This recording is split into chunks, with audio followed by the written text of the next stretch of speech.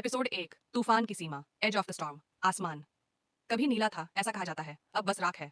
कायल आर्डेंट 17 वर्षीय लड़का सेलेस्टा नाम की तैरती हुई नगरी में रहता है। एक विशालकाय बादलों पर तैरती बस्ती जो लगातार तूफानी गर्त से ऊपर उठती रहती है।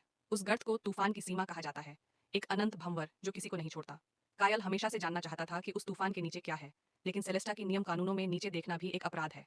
नीचे मौत है, उसकी दादी ने कहा था, या उससे भी बदतर कुछ। पर कायल ने कुछ और देखा था, राख के बादलों में एक परछाई, एक पंखों वाला राक्षस, एक सेराफ।